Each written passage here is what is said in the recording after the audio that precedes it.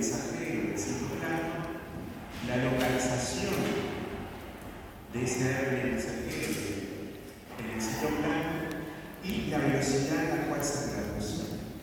Todos esos mecanismos les sirven de alguna manera para regular de qué forma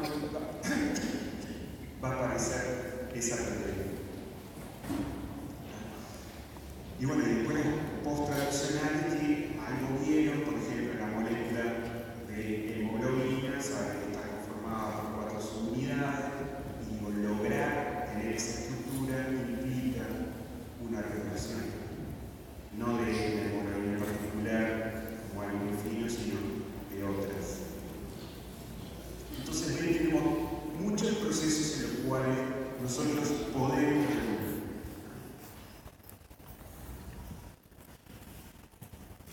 Entonces arranquemos por cómo controlar la estructura de la cromatina.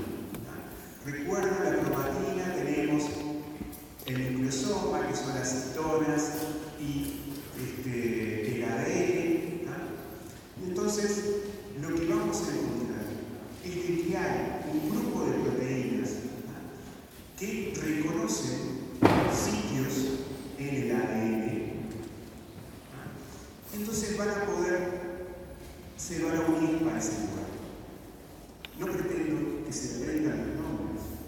Acá te está poniendo el nombre de uno de ellos, un de 6. Pero lo que debemos empezar a imaginar es que hay sitios en los cuales esto lo que significa es el dominio de unión al ADN, el DDD. Eso es lo que significa.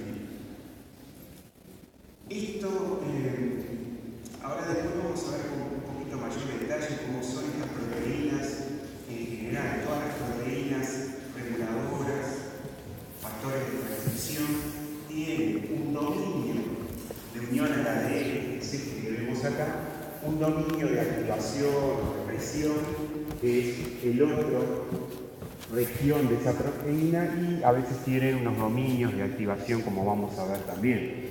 O sea, una proteína reguladora, un factor de transcripción, tiene varios dominios. O sea, esa proteína, ustedes pueden reconocer sitios que van a interactuar con el ADN, que van a interactuar con otras proteínas, o que otras proteínas van a actuar en ese nivel, o catabolitos, como era en el caso de la proteína I, el LAC-I, en el operón lactosa. Recuerdan de que la alolactosa se unía y le cambiaba la conformación a esa proteína. Bueno, también tenemos sitios de activación en estos factores. Entonces, estos son capaces de reconocer esta región, y si la reconocen, se unen y reclutan ellas otras proteínas que son deacetilasas de las histonas. Y recuerdan de que las histonas tienen sus colas de las histonas, la secuencia aminoacídica, que es lo que me está marcando acá, son blanco de cambios de esos aminoácidos. Por ejemplo, agregar o quitar grupoacetilos de esos aminoácidos. Estas proteínas, que ellas de por sí no son capaces de unirse al ADN, pero sí se unen a estos factores, como es UM6. Ellas tienen esa actividad de acetilasa de histona, y son las que van a deacetilar las histonas de esta región, dejando esa región de la cromatina mucho más laxa. Y si queda mucho más laxa, o sea, no está compactada, me permite que otros factores de transcripción entren aquí. Y acá les está señalando la caja Tata. ¿Recuerdan la caja Tata? La caja Tata es uno de esos elementos, secuencia del promotor, que es reconocido por el core, o sea, el núcleo principal de las ARN polimerasas. Entonces, si esto se descompacta, esto queda visible. ¿Se entiende? Porque si yo tengo compactado esta cromatina, lo que hago es ocultar compactar esa secuencia para que la reconozcan otras proteínas. Si yo descompacto eso, permito que esto sea visible y entonces otros factores de transcripción se van a poder unir aquí. El caso contrario es factores de transcripción como es GSN4, que lo que hacen es hiperacetilar las histonas, las colas de las histonas, con lo cual lo que aumenta es la afinidad del ADN a esa histona y se comienza a compactar, además de que es una señal de compactación para que otros factores actúen. Pero entonces lo que tenemos es que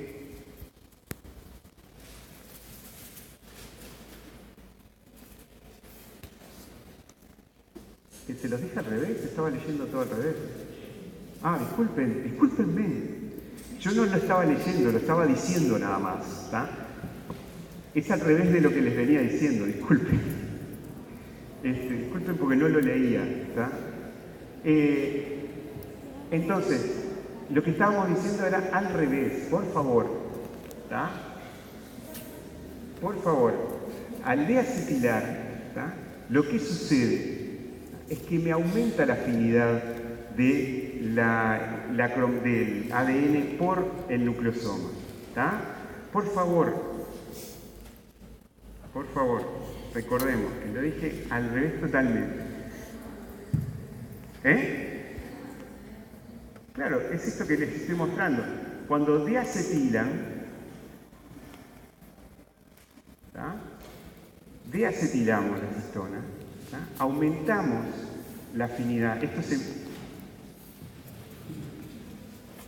hace, lo que tenemos es que aumenta la afinidad del ADN por el nucleosoma. Y entonces es la señal para que se compacte, ¿tá?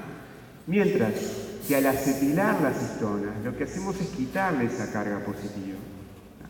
Y entonces estas regiones quedan más laxas y me permite que entonces entre la maquinaria transcripcional.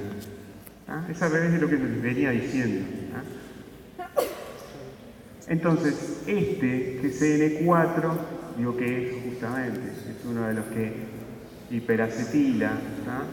Digo, lo que hace es acceder entonces a la máquina transcripcional. ¿Ah?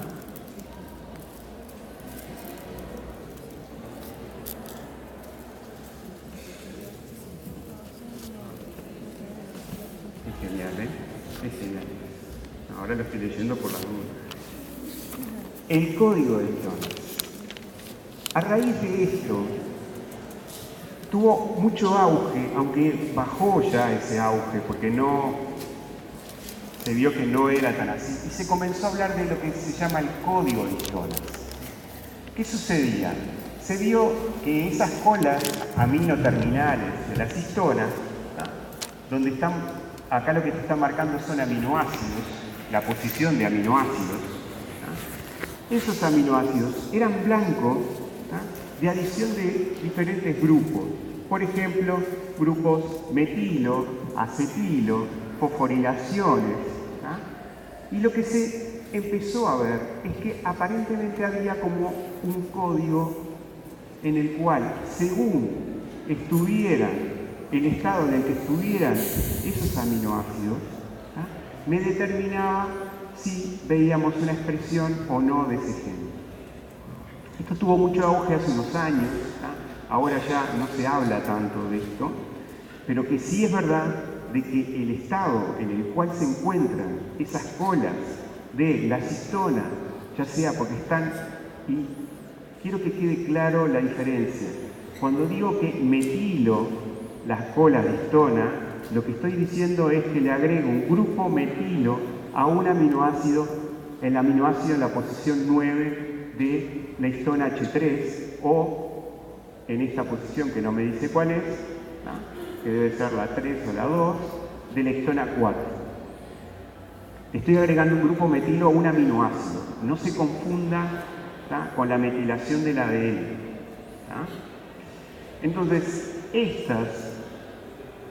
esta distribución de esa modificación de los aminoácidos me permitía, ¿tá?, pensar en que había, por ejemplo, si están sin modificar, entonces estaría silenciado, pero si está acetilado, entonces tenemos expresión génica, ¿tá?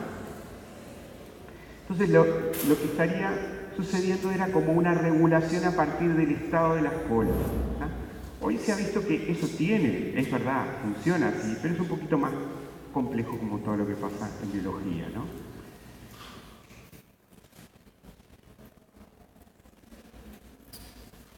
Entonces acá viene la otra contraparte. Decíamos, podíamos modificar las colas de histonas, la región aminoterminal de las histonas, ¿tá?, pero la otra contraparte que se viene trabajando ya mucho es sobre la metilación directa del ADN, ¿tá? Y eso es que frente, y espero a ver que no diga nada que no, en una situación como esta, donde tenemos un par CG, y cuando digo un par CG es en una hebra, si se fijan, viene una C y una G, ¿tá? Una C y una G. En la misma hebra, no es que estén pareadas, sino que están en la misma hebra. Eso es reconocido por un grupo de enzimas que agregan un grupo metilo a la citosina, ¿tá? Por lo tanto, sin cambiar el nucleótido, dejan una marca, ¿tá? Estas metilasas, que son esas enzimas, ¿tá?, en particular, además, reconocen, tienen mucha más afinidad cuando ven una sola de las hebras metiladas, ¿tá? Entonces se dan cuenta de dónde vendría esto. Replicación del ADN, ¿tá? Replicación del ADN, la hebra nueva no está metilada. Entonces estas metilasas, enseguida que ven esta situación, la van a metilar a la otra hebra, ¿tá? Digo, es una de las características de estas enzimas. Entonces, lo que se ha visto es que cuando un promotor de un gen tiene sus pares CG, o sea, que decimos, van a ver que lo ven en la literatura como CPG, porque lo que está diciendo es citosina unida por el enlace fosfodiéster P a una guanina, ¿tá? Por eso es CPG, ¿tá? En esa situación tenemos un promotor que está metilado y eso es un indicio, es un indicador de que este gen está silenciado, ¿tá? Y el ejemplo más conocido es el de las hemoglobinas. ¿Recuerdan de que habíamos comentado de que las hemoglobinas durante el desarrollo en la vida embrionaria, ustedes van a tener hemoglobinas fetales y de adulto, ¿tá? Y cuando uno va a analizar esos genes, ese clúster de genes, ese agrupamiento de genes, lo que va encontrando es que a medida de que va desarrollándose ese embrión, lo que sucede es que va cambiando el patrón de metilación de las globinas, ¿tá?, en la región promotora. Porque ¿qué pasa? Cuando está en esa situación, lo que hace es reclutar bueno, lo vamos a ver después, grupos de proteínas que bloquean toda esta región, ¿tá? Lo que dice aquí es verdad, la ausencia de metilación es condición necesaria, pero no es suficiente para la transcripción, ¿tá? El hecho de que un promotor no esté metilado, ¿tá?, no significa de que ese gen se pueda transcribir, ¿tá? Necesitamos muchos más elementos para que ese gen al final se transcriba. Pero digo, lo que sí sabemos es que la metilación es un indicador muy claro de que ese gen no se está transcribiendo, ¿tá?, cuando nos encontramos en esta situación. Y vuelvo a insistir, permítanme ver, la metilación del ADN es uno de los elementos que ahora se considera más, en el tratar de entender enfermedades, porque no sé si alguna vez lo han visto, como un paradigma siempre se pone de que una enfermedad, un fenotipo, como es una enfermedad, es la interacción entre tu genoma y el ambiente.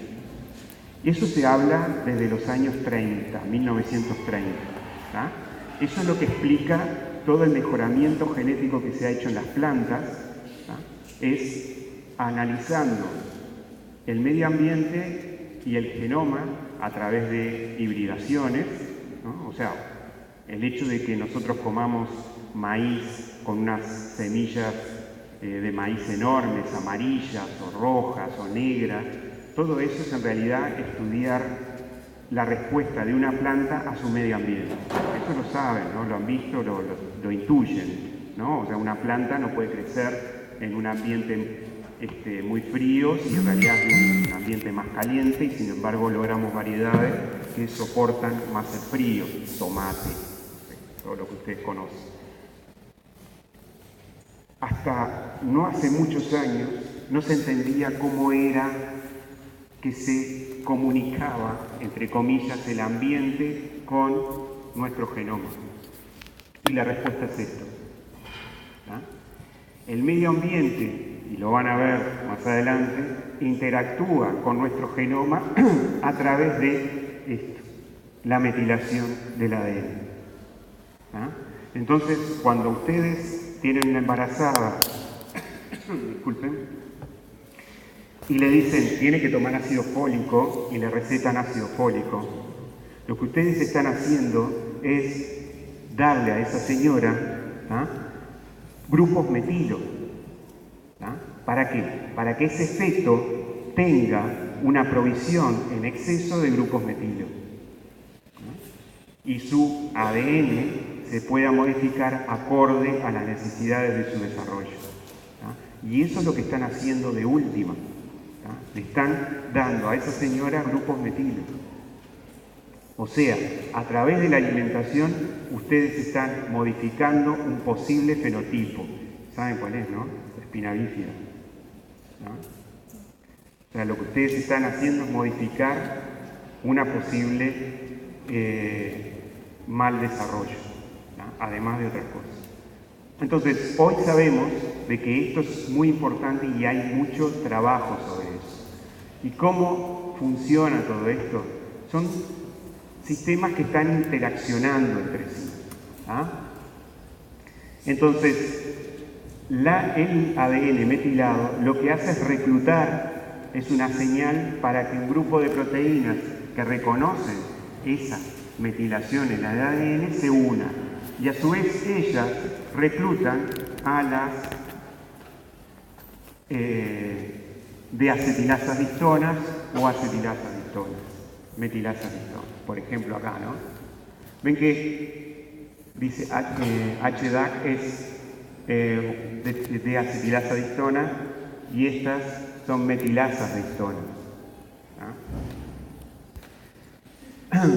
A su vez, también el estado en el que se encuentre una región del ADN en su estado de metilación puede reclutar grupos de proteínas que a su vez reclutan a las metilasas de ADN.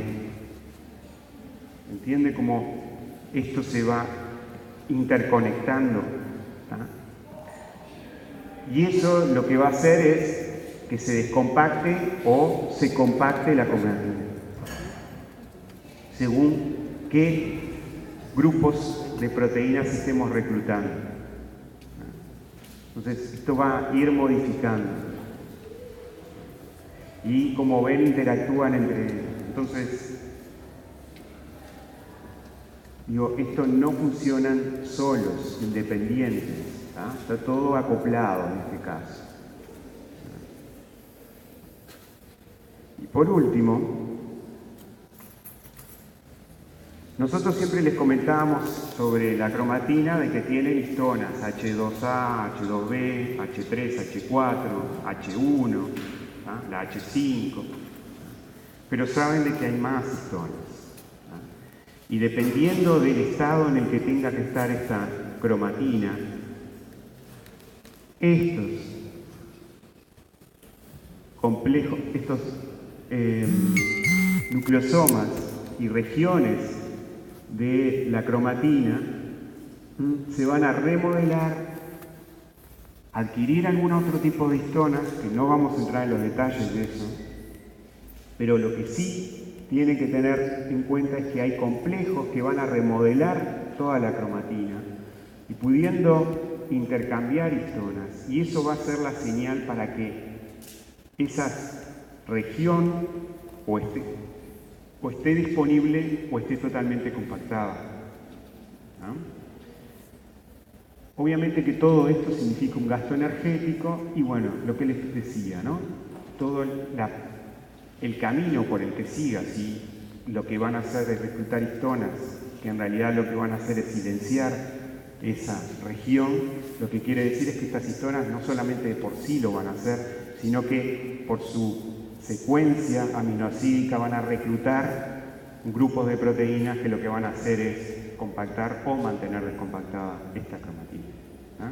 Entonces hay remodeladores de la cromatina, ¿no?, que son los que la última señal, si quieren, más compleja que se está manejando hoy, para entender cómo está disponible el ADN para ser transcripto o no transcripto, ¿no?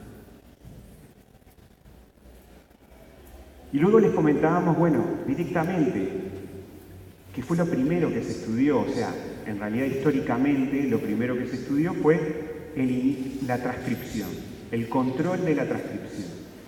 Entonces, acá aparecen cosas que ustedes ya han visto en la clase de ayer. Ustedes lo que tienen son los elementos en cis y los elementos en trans, que responde a una nomenclatura, ¿tá?, que fue generada por estudiar bacterias, ¿tá?, y porque fue generada además por el tipo de experimentos que hizo Jacob y Monod, y por eso mantenemos esta nomenclatura. Interesa que entiendan de que tenemos los elementos en sí, que son las secuencias que modifican el comportamiento de ese gen, ¿tá?, que sigue a esa secuencia. Y luego tenemos los elementos en trans, que en realidad son secuencias que dan lugar a una proteína que va a modificar cómo se va a expresar ese gen. ¿Se entiende lo que digo? Por un lado tenemos las secuencias, ¿tá?, que van a afectar directamente en el propio hebra de ADN, y luego tenemos los elementos en trans, que en realidad lo que resultan son ser proteínas reguladoras que van a afectar la expresión de ese gen, ¿no? Vamos a ver de que actúa un mayor número de proteínas en esa regulación que veíamos antes en procariotas. Vamos a ver que intervienen muchos más elementos, ¿no? Pero otra vez tenemos el gen y el inicio de la transcripción es aquí, y toda una serie de secuencias en la región promotora.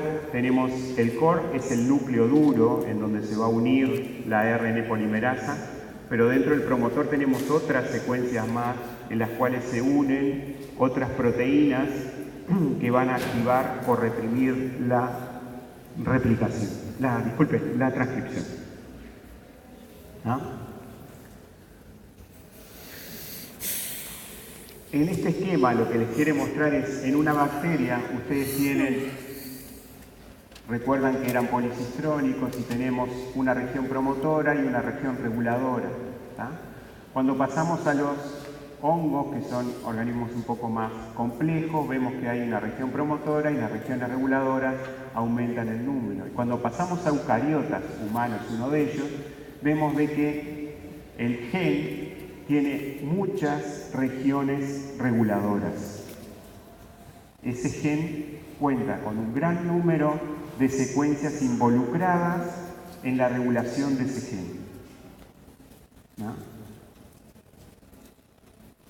Esto era solamente para mencionar al señor Conver, que en el año 2000 describen ya lo vieron esto creo, describe cómo es la ARN polimerasa y ahí se empieza a entender las múltiples, primero, proteínas que lo conforman y funciones que puede adquirir dependiendo del contexto en el que se encuentre, ¿no? Volvamos al tema de los elementos en sí. Los elementos en sí podrán ser los promotores y los potenciadores. Y acá tienen en los libros, los ven como enhancer y también como intensificadores, ¿tá? Todo quiere decir lo mismo, ¿tá? Todos siempre estamos hablando de lo mismo. Lo que me importa es considerar estas regiones y cómo actúan. Tenemos acá el inicio de la transcripción, esta es la región promotora. Recuerde que la región promotora es esencial para que se pueda dar la transcripción. Un gen sin una región promotora seguramente es imposible de que se pueda transcribir. ¿Tá? Alguno me va a saltar con algún ejemplo, ¿tá? Como todo lo que pasa en biología. Pero en general lo que ustedes van a tener es que si yo no tengo la región promotora, no tengo transcripción, porque no están las señales para que esa ARN polimerasa se pueda posicionar correctamente. ¿Tá? Se perdieron. ¿Tá? Acá lo que les muestra es la región promotora. Esto debe ser, sí, este es el virus SB40, y ven de que tienen una zona que es la esencial, ¿tá? Es el núcleo duro del promotor, donde se va a unir la ARN polimerasa. Algunos genes tienen lo que se llama la caja TATA. TATA por la secuencia, T, por eso le dicen TATA, la secuencia consenso. ¿Recuerdan algo de lo que vimos en la transcripción?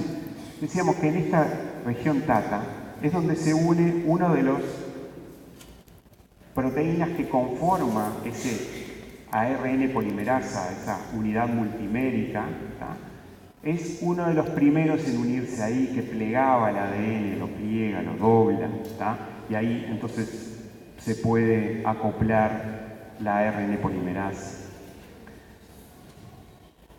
Algunos genes lo tienen, otros no. Acá les está mostrando el de la timidinasa, ¿tá? Y esto es una histona. Y ven que dentro de esa región promotora es más grande que las secuencias que corresponden a la ARN polimerasa. Y tienen una cosa que llamamos las cajas GC, por ejemplo, en este caso, que es también por el tipo de secuencia consenso que se ubica en esa región. Siempre estamos mirando ADN acá, ¿tá? Estamos mirando el ADN. Entonces ven que hay muchas de ellas. Lo que significa entonces es que el factor de transcripción, o sea, la proteína reguladora que reconoce esa secuencia, ¿tá? Van a ser la misma muchas veces. ¿Se entiende? ¿Se empieza a ver ahí? Mientras que acá tenemos la caja TATA, la caja GC y otras cajas, ¿tá? Por box, ¿no? Cajas, que son la CAR y la OCT. Son secuencias consenso, ¿tá? Y lo que me habla es que hay proteína, la proteína que reconoce GC no reconoce CAR, así que acá hay otra proteína distinta, y acá tenemos otra que reconoce la caja GC y acá tenemos otra que reconoce a OCT. ¿Tá? Mientras que aquí en las histonas tenemos OCT, tenemos CAT y otra vez OCT. Lo que les quiero mostrar con esto es, ven que con pocos elementos yo ya empiezo a combinarlos de manera diferente. Y estos son señales diferentes. ¿Tá? Este gen necesita que esté presente una proteína reguladora, un factor de transcripción muchas veces. Mientras que este lo necesita poco y este no empezás a ver las cosas. Bueno, todavía vamos a hablar de los factores de transcripción, pero hasta que no ves las cosas en forma tridimensional. Esas secuencias que les comentaba en sí, que se encuentran dentro del potenciador o en el promotor, ¿no? Les decía la caja GC, la caja CAC, responden, o sea, son reconocidos por factores de transcripción, proteínas reguladoras, ¿no? Estas proteínas reguladoras tienen un dominio de unión al ADN, un dominio de activación y a veces tienen lo que se llaman dominios de transactivación, cuando ellas activan a otra proteína, ¿no? El dominio de unión al ADN es esa región de la proteína, ¿no?, que tiene una conformación que reconoce una secuencia particular. La proteína que reconoce la secuencia GC, la caja GC, es una secuencia de aminoácidos que cuando se pliega, ya sea porque forma un alfa hélice, tiene una configuración especial que reconoce esa secuencia en particular. Así que si yo en el gen que corresponde al factor de transcripción GAL4, así se llama, muto la secuencia y cambio los codones de esta región, lo que hago es que esta proteína no reconozca el sitio específico dentro del blanco que tiene que buscar. ¿Se entiende lo que digo? Si esta fuera la que reconoce las cajas GC, entonces si yo muto acá el gen, esto me está mostrando la proteína, ¿no? Pero si yo muto los codones que corresponden a esta región, ¿tá?, no va a reconocer la caja GC.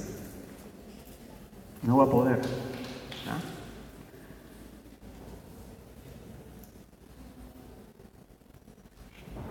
Esos dominios de unión al ADN son varios, ¿no? No les vamos a insistir para que se los aprendan, pero tengan idea en algunos casos de cómo funciona esto, ¿tá? Tenemos lo que se llaman los dominios del tipo hélice, vuelta hélice, ¿tá?, donde tenemos hélices alfa, dos hélices alfa, que son las que van a interactuar con el surco mayor en el ADN, reconociendo esa secuencia en particular que les digo, que es la secuencia blanca. Lo interesante de esto es que ustedes van a encontrar muchas proteínas que tienen un dominio de unión al ADN que es hélice vuelta hélice, ¿tá? Muchas, pero dependiendo de la secuencia que hay de aminoácidos en estas regiones, van a reconocer en el ADN diferentes secuencias. Entonces ustedes les pueden decir, tal proteína tiene un dominio de unión hélice, vuelta hélice, ¿ah? Ustedes saben que tiene esta conformación, pero para saber qué tipo de secuencia en el ADN es el blanco en el cual se va a unir esa proteína, tienen que conocer la secuencia de aminoácidos de esa alfa hélice, ¿ah? De la misma manera sucede con los dedos de zinc. Lo que tienen es esta conformación, ¿tá?, en donde hay unos iones zinc que son los que le dan esta característica de tipo dedos, ¿tá?, a la proteína. Estas regiones son las que van a reconocer en el ADN las secuencias. Y para que tengan una idea, la recombinación en parte depende de una proteína que reconoce en el ADN una secuencia particular que está como un repetido. Esa proteína tiene dedos de zinc para reconocer esos sitios, ¿tá? Y en donde se posiciona esa proteína, esa es una señal para que haya recombinación en ese lugar, ¿tá? Lo interesante de todo esto es que es tan variable esta proteína que les estoy comentando, que hay poblaciones africanas que tienen un mayor número de estas dedos de zinc que con respecto a las europeas, por ejemplo. Y por lo tanto reconocen regiones en el ADN totalmente diferentes a las que reconocen las proteínas de los europeos. Y entonces la recombinación en ellos tiene un patrón diferente. como resultado. No voy a entrar en más detalles, solamente como ejemplo, ¿no? Los receptores de esteroides tienen una configuración de 3 hélices alfa muy particular. Después tenemos los hiperdeleucina, que en realidad lo que sucede son proteínas que tienen una alfa hélice donde quedan las leucinas en fase. Cuando se arma esa hélice, queda la leucina todas mirando hacia un solo lugar y forman como un zíper, como una cremallera, formando unos dímeros de este tipo, en donde lo que interactúa no es la región que forma el zíper de leucina, sino otra alfa hélice con el ADN. Después tenemos hélice, lazohélice y los homeodominios, que son otra vez parecidos a estos. Los homeodominios, que son 3 hélices alfa, y son de los sitios más conservados en la evolución, el del homeodominio. Tan es así que ustedes pueden tomar un factor de transcripción de una mosca que tenga un homeodominio, y si ustedes le introducen en una célula humana, puede llegar a activar una cantidad de genes, porque es muy conservado esta región. Entonces, estas proteínas reguladoras, dependiendo de los dominios que tienen, que son esos que vimos, son los que en general van a encontrar en estas proteínas. Estas proteínas, ¿cómo actúan? Y bueno, si actúan como represor, estos factores de transcripción que actúan como represor, se unen a esa secuencia de ADN, que lo reconocen por su dominio de unión al ADN, reconocen esa secuencia, se unen ahí, y no permiten que proteínas que pueden ser activadoras se unan a esta secuencia de ADN. Acá les está marcando la caja TATA, o sea, aquí estaría el inicio de la transcripción. Se unen y no permiten que se unan estos activadores que reclutarían a la ARN polimerasa. Entonces, por un lado tenemos eso. Los que son activadores, y en este caso tenemos esto, ven de que son proteínas que están unidas al ADN e interactuando con la ARN polimerasa. Y ven que aquí está esta proteína que está unida a esta región que está muy lejos del gen. Esto es un potenciador donde se une una proteína reguladora y se forma este lazo y termina interactuando con esa ARN polimerasa. Entonces, por eso les comentaba de que hay que tener esa idea de tridimensionalidad en esto. Y recuerdan de que hablábamos aquellos bucles en el ADN, en la cromatina, que hablábamos de los bucles que entraban y que durante el núcleo interfásico muchos de esos bucles se mantienen en el escáfola, en el esqueleto. Entonces veían esos bucles, ayudan a esto. El agrupamiento de las hemoglobinas está dentro de un solo clúster, o sea, dentro de un solo bucle, ¿no? Están todas las hemoglobinas alfa o todas las hemoglobinas beta dentro de un solo bucle, todas juntos los genes, y en un solo bucle, y les permite eso interactuar factores de transcripción, que van a reprimir o activar a esos genes, según el momento en el que se encuentre esa célula. Y después tenemos, les decía, los activadores, es mucho más fácil de entender, este se pudo unir a este sitio y entonces activa a la ARN polimerasa para que comience la transcripción. Mientras que en este caso hay mediadores, esta proteína tiene un dominio que reconoce a esta otra y un dominio que activa a la ARN polimerasa. Entonces, para que esta pueda actuar, necesita que esté presente esta. Si no está, entonces no es funcional.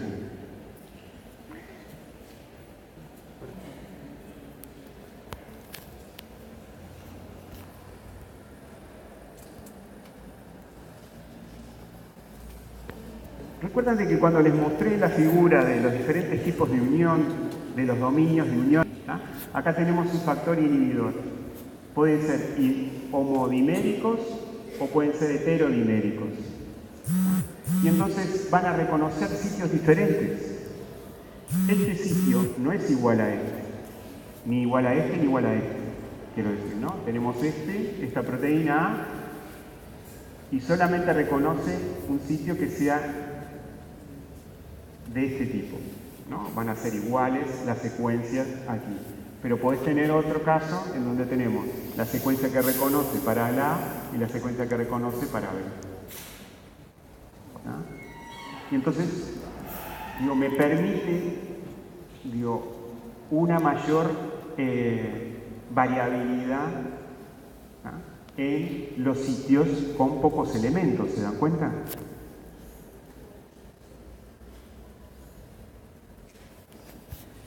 Con pocas proteínas reguladoras, yo obtengo una cantidad enorme de posibilidades. ¿No? Acá les muestra en donde el factor inhibidor se une y bloquea entonces 3 sitios diferentes. ¿No? Entonces eso nos empieza a dar con pocos elementos una mayor variabilidad. O sea, son modulares estos sistemas. ¿No? Para que tengan una idea, genes inducibles por esteroides, hormonas esteroideas, corticosterona, cortisol, testosterona, progesterona, ¿no?, actúan en una forma muy parecida a la que ustedes vieron con los procariotas, si lo ven. La hormona esteroidea son capaces de atravesar la membrana citoplasmática. Estas se encuentran en el medio y entran al citoplasma.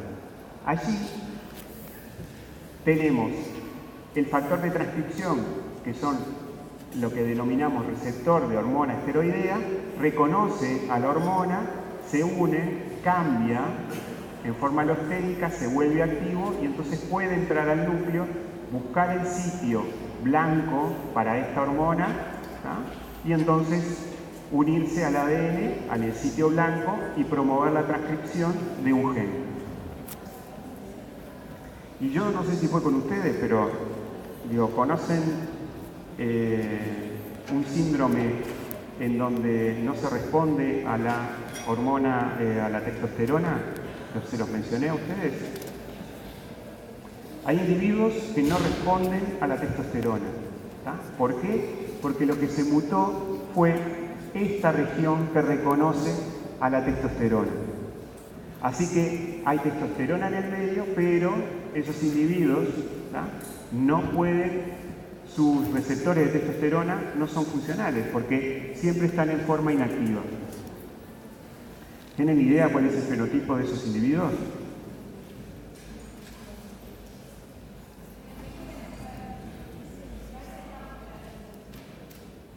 ¿Sintieron? Parecen una mujer. O sea, ustedes lo ven y todos los caracteres secundarios son femeninos.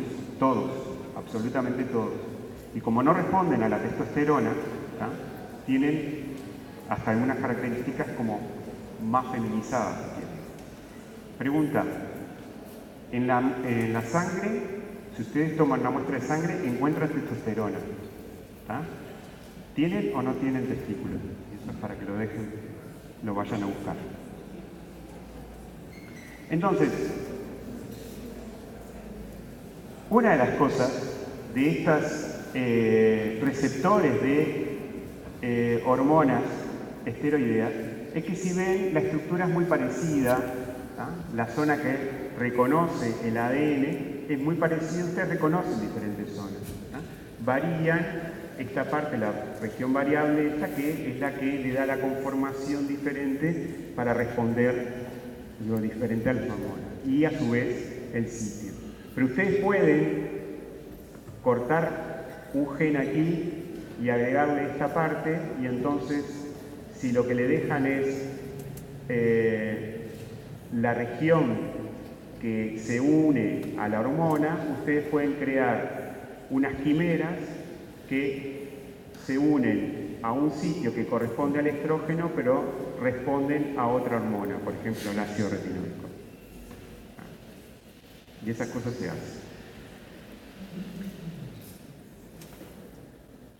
Ven que forman dímeros, y estos tienen la capacidad de formar a veces heterodímeros. Acá lo que les está mostrando es que hay un inhibidor en presencia de la hormona, se separa ese inhibidor, se vuelve activo y entra al núcleo para buscar el sitio blanco, es lo que venimos hablando. Todos los receptores de hormonas esteroideas funcionan de la misma manera.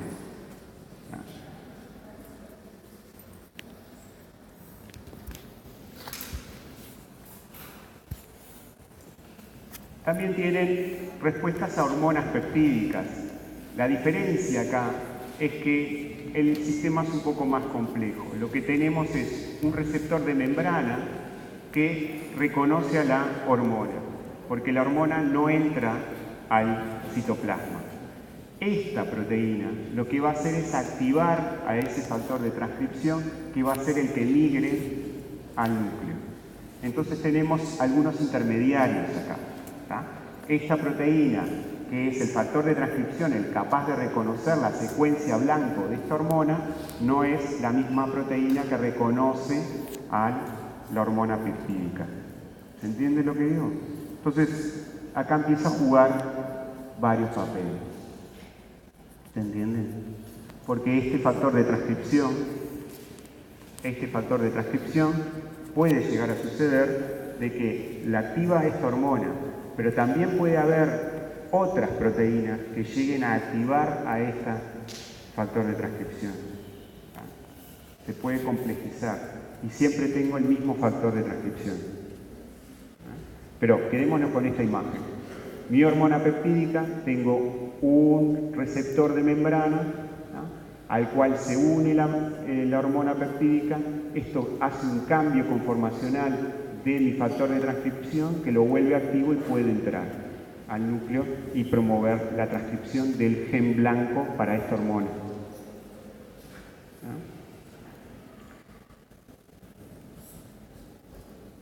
Y esto es en parte muy parecido a lo que veníamos hablando. Ven que acá el comentario es: esta es la hormona IFN, que lo que hace es ser reconocido por este grupo JAK, que son proteínas de membrana, que cuando está presente ven que se dimeriza, y esto tiene una actividad fosforilasa que va a fosforilar un factor de transcripción que lo va a darle la conformación activa, que en este caso ven que es un dímero, y eso recién va a poder entrar al núcleo y promover la transcripción del gen blanco del factor de necrosis.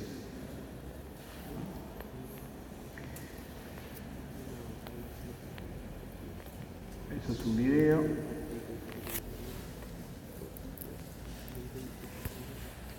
Entonces, como ven, un gen tiene toda una serie de secuencias vinculadas a su regulación de su expresión, y entonces tenemos que, la otra parte de esto sería que una vez que tenemos la transcripción puede haber una maduración de ese ARN primario diferencial. Es lo que decimos el splicing alternativo. Entonces podemos ver varios sitios diferentes además de poliadinilación, o sea, sitios donde se va a agregar las adeninas, varios promotores, o sea, sucede ahora de que en un gen podemos encontrar varios promotores que me va a dar lugar dentro de esa misma unidad codificante, vamos a tener diferentes genes.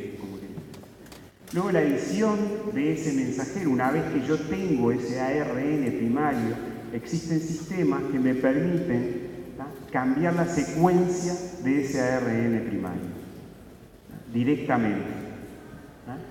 Y luego obviamente está toda la combinación de estos mecanismos. Solamente someramente recuerdan que vimos la maduración diferencial y dependiendo del tipo celular, ustedes van a tener de que se puede formar para un mismo ARN primario diferentes ARN mensajeros.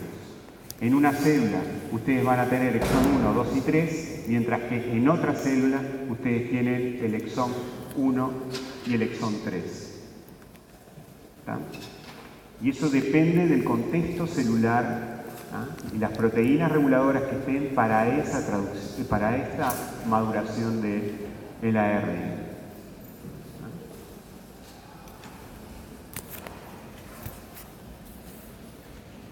Lo que les comentaba, o sea, esto depende, ¿no?, del tipo de ARN y por lo tanto una proteína puede ser de un mismo gen, puede ser activador o puede ser un represor.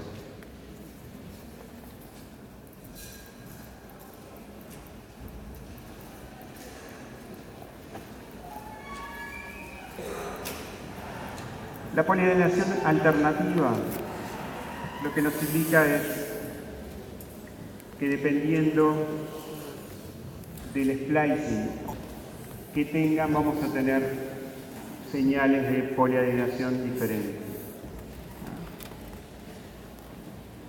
Lo que te indica aquí.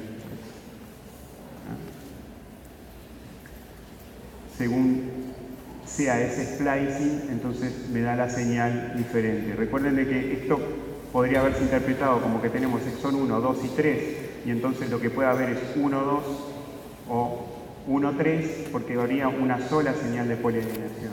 Pero no, podemos tener otra más, y entonces me permite 1, 2, 1, 3. ¿Ah?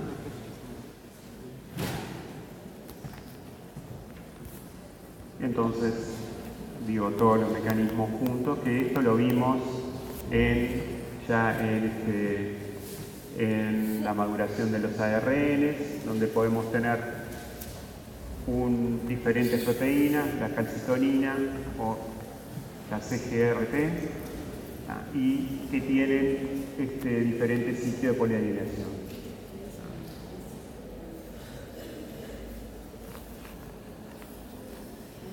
Otra vez, una de las cosas que podemos tener es una unidad de transcripción, pero que tiene diferentes promotores. Y se dan cuenta de que acá lo que está jugando es cómo se encuentran estos promotores, en qué estado se encuentran, cuán disponibles son a la maquinaria de transcripción. Y entonces me darán diferentes ARN dependiendo del tipo de promotor que se haya activado.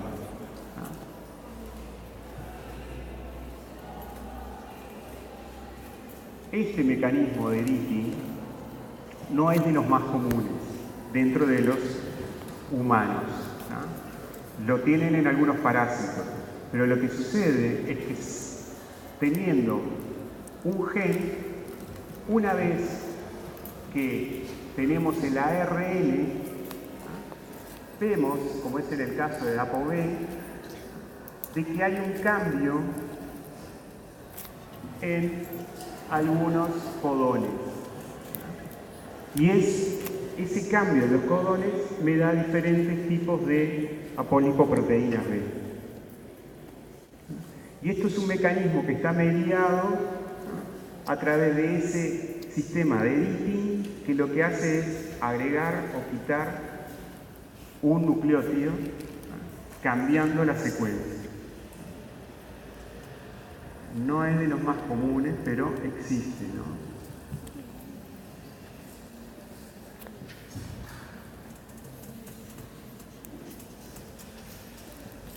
Entonces, para terminar, lo que les quería comentar era como un ejemplo, que es el de la lactosa, que es, ustedes, yo creo que ya se los he dicho a ustedes mismos, ¿cuántos son capaces de digerir la leche y cuántos no? O sea, eso va sucediendo a través del tiempo. Hay gente que no puede nunca, y entonces son los intolerantes a la lactosa, que los conocemos desde niños, pero en la vida adulta ustedes van perdiendo esa capacidad. ¿Tá? Entonces les cae pesado y la gente dice, esto me cae mal, tienen gases, me duele el estómago. ¿Tá? Y eso en realidad es parte de esa intolerancia, porque ustedes no la están digiriendo la lactosa y son las bacterias las que lo están haciendo. ¿Recuerdan con qué mecanismo? ¿Ah? No lo voy a mencionar porque así. Entonces, pero nosotros naturalmente tenemos una enzima que es la lactasa, que corta el azúcar, es un disacárido, corta ese azúcar naturalmente. Todos los mamíferos al nacer son capaces de digerir la lactosa, porque es su alimento principal, todos, pero luego se va perdiendo. En los animales está muy claro, tienen un periodo de lactancia, lo conocen los perritos, las vacas, los terneritos, todos, estos pierden esa capacidad de digerir la lactosa. Los humanos somos de los mamíferos que mantenemos esa capacidad, y esa capacidad depende de los grupos poblacionales. ¿Alguien tiene idea de cuál sería la causa selectiva para eso? ¿Se animan a decir algo? ¿Por qué mantendríamos eso? Bueno, para no seguir con esto y alargárselas más, si ustedes se fijan en qué lugares del mundo la gente es capaz en su vida adulta de mantener la capacidad de digerir la lactosa, son todos pueblos pastoriles. En los europeos, esta capacidad la tienen de hace unos 5.000 o 6.000 años atrás. En africanos hay algunos que es más antigua y en otros más recientes. Eso se asoció cuando los primeros que se estudiaron era el grupo europeo. Lo que se encontró fue una mutación, un cambio de una C a una T, un cambio en un nucleótido que se encuentra a 13.000 pares de bases de distancia del inicio de la transcripción del gen de la lactasa. 13.000 pares de distancia. Y eso explicaba que una persona fuera capaz de digerir la lactosa en su vida adulta. Pasaron 10 años para que se entendiera lo que es. Y ustedes hoy tienen la capacidad de decirme qué es lo que está sucediendo. Esa mutación, ¿en qué lugar debe estar? Ella me dice en un potenciador. ¿Me dijiste eso? En un potenciador. Y es verdad, está en una región que es un potenciador. Ese potenciador está en el medio de otro gen. Entonces, acá tenemos el gen de la lactasa y acá tenemos otro gen totalmente diferente. Ahí, en esa región, está el potenciador que controla la expresión en la vida adulta de ese individuo. Lo que sucedía era que ese cambio, cuando lo analizan, dicen, lo que sucede es que me aumenta esa secuencia que es reconocida por un factor de transcripción que se llama SP1. Esa mutación lo que hace es aumentar la afinidad de ese factor de transcripción. Y entonces la propuesta que se hizo es el factor de transcripción se une a esa región y puede permanecer unido a lo largo de ese tejido, de ese tejido permanece unido, aun cuando se replica, da la oportunidad para que se una con mayor afinidad. Eso no cuajaba totalmente bien. Lo que sucede es que de ese cambio de la C a T, años después, se analizó y se vio que ese cambio de la C a la T me disrumpe un sitio CPG. Y recuerdan lo que les comenté hace 10 minutos o 20, eso es una señal de metilación. Si hay una C, ese lugar se metila. Si ese lugar se metila, recluta un grupo de proteínas que lo que hacen es reclutar modificadores de las histonas que van a hacer que esa región se compacte. Y entonces lo que sucedía era que me hacía inaccesible a ese factor de transcripción SP1 tener una C. Y eso está regulado a lo largo de la vida de ese individuo. Durante su vida como bebé, lactante, esta región permanecía laxa. Pero cuando el individuo va creciendo, esta región se compacta. Y esa mutación lo que hizo fue cambiar el estado de la cromatina de esa región. Y entonces muchas de las cosas hoy se están mirando desde esa perspectiva. Un nucleótido te cambia la expresión total de un gen en el espacio y en el tiempo. Y bueno, era esto. Espero que les vaya bien.